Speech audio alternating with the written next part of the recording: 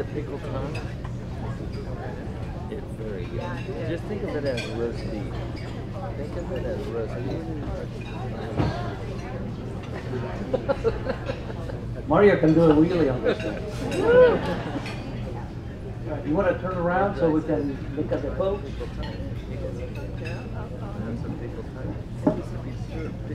Okay, these guys are not just any individuals. They're superheroes. Would you get up in the morning with the injuries they had and train to be a Paralympian? That takes guts, that takes commitment, that takes effort. And we're proud to have you here, our guest.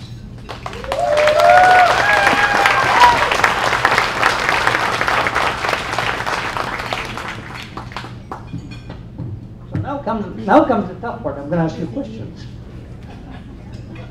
So, Mario, how did you get started parafencing? Well, it's really funny because I really wasn't planning on getting into fencing. When I did, I was actually working with a rehab program in Houston, Texas, and helping newly injured patients get back to doing everyday things. And at that particular time in my life, I was very involved in tennis. Actually, I did very well in wheelchair tennis. But on this particular occasion, I was waiting for my new recruit to come downstairs and join me on the tennis court. And while I was waiting for him, there was all this reading material sitting on the table. And I saw, what caught my attention was a picture of this magazine. I think it's called a Spinal Column. Silly name, but from Shepherd. And there was a picture of this guy who was wearing fencing outfit, and he had, sitting in a chair and going, what the hell is that? Anyway, I opened the article, and while I was waiting for my friend, I was actually able to finish the whole thing and got a pretty good idea of what was going on. They were in the process of putting together a program for the first time in Atlanta in preparation for, I'm just going to age me a little bit, the '96 Paralympic Games. So anyway, this was like 94, 90, almost 95. And I was like, sign me up for that. I started literally commuting from Houston to Atlanta on a monthly basis and got involved in that. From that point forward, I had to literally develop my whole program on my own. I had to train my coach how to train me and myself. And it was, we didn't even have frames back then. So it was crazy, but that was how I started. I started fencing as a pincushion for my brother. He was 4 years older than I am. He was going to Cal State LA and was on the FA team. Actually, no, he was on the Sabre team. And he would come home and suit me up, and then I would be his practice target. And he would get to it up and down the grass walkway between the apartment buildings. And it inspired me. I wasn't fencing at the time, but I liked it. I was having fun at it. I've always been competitive. So when I went to school, college at Cal State, I got on the FA team, and I was coached by Delmar Calvert, a very famous fencing master. And I loved it, and I got hurt probably 2 years after I started, and didn't fence for 15 years, so I was hurt only one.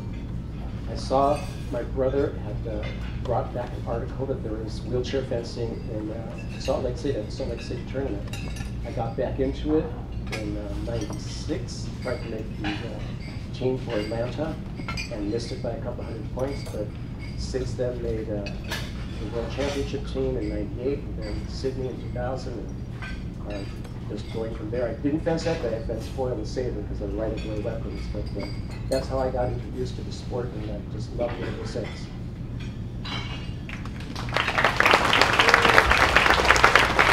I didn't know that your coach was my first coach, Delmar Calvert. Yeah. I fenced Maestro Calvert at Los Angeles Athletic Club. credit to you is my saber coach, Boris Sokol, used to carry me up stairs to this YMCA, the second floor, so I could get access and fence with the rest of the fencers and get lessons up there. So kudos to you and what you're doing to the facility and the necessity. Thank you. Okay, what is your favorite memory for all parafencing Paralympics you attended? I'm sorry, I had to backtrack just a little bit. I just wanted to say that both Gerard and myself have such similar experiences, but completely different. And we both were in fencing, able-bodied fencing, and then had some major upheaval in our lives, and then got back to it exactly the same 15 years later. So I find that just amazing, just for us two alone to have that in common. Anyway, oh my God, there's so many different things I could look at and think about what that might be. But just off the top of my head, probably when we were at this World Cup in Madrid, or was it Sevilla, I can't remember. I had hit my head. And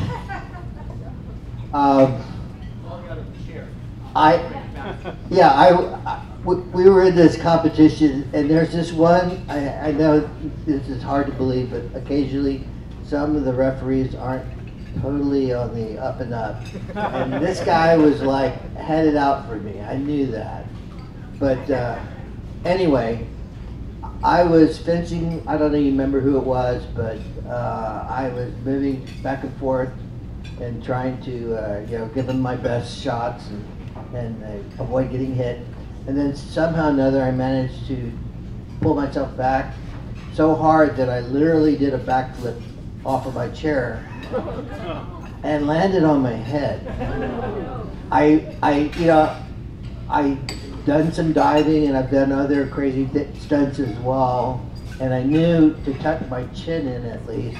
So I rolled pretty good, but you could have heard a pin drop in the room. It was like, oh my God, he's dead, or at least a quad. So, I got up, I got back in my chair and finished about one, of course. And I didn't win the tournament, but I got a bronze medal at the World Cup.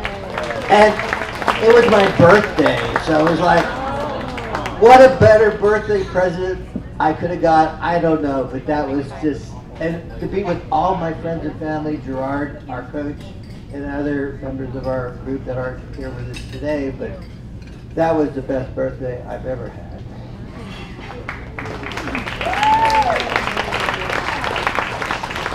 My favorite story was a saber team bout, and I think I mentioned this before.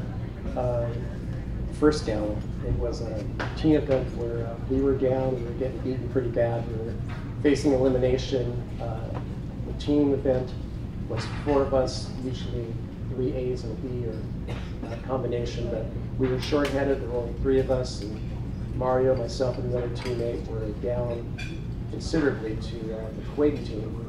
And I was the anchor for the saber team and went on a 12-4 run at the end and beat them 45-44 to advance us into the finals. But that was my favorite. But there's so many, and it's not so much what happens at the Paralympic Games, but it's the journey. There's the World Cup victories. I had one in Atlanta that also went 14-15 against one of the nemesis in France, Gilbert. But having the home crowd behind you really makes a difference. But it's one of my favorite experiences. Thank you. Great memory.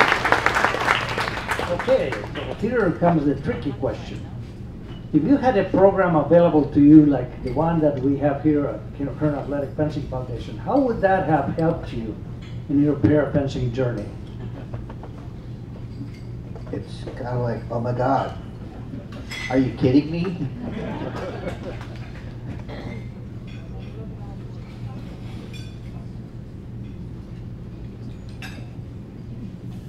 From the very first year I've been involved with this, I've really been, I wish I could be a stronger supporter, but I so impressed by what they're doing here and the opportunities that they're providing for Kevin and other fencers.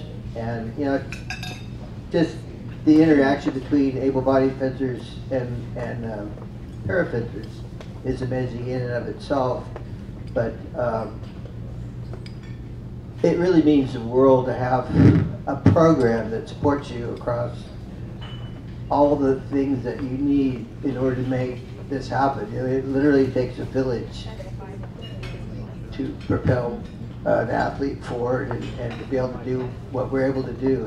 And I know I didn't do it by myself, that I had people that were there to support me. So I think that is a tremendous thing to have this kind of program and what it can do for the community and for people even outside of the community.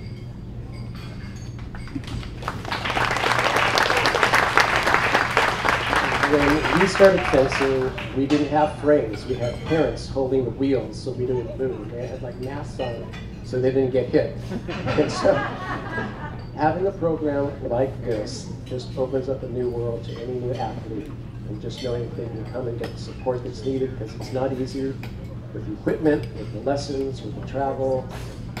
It's just a tremendous expense. So having a program in place like this just means the world, and I'm just looking forward to the athlete that you're going to produce in this program. It's a wonderful, wonderful thing you're doing. Thank you for this. Thank you, Gerard. Thank you, Mario. And we'll see you next year at the gala here. Would you please see who can go faster?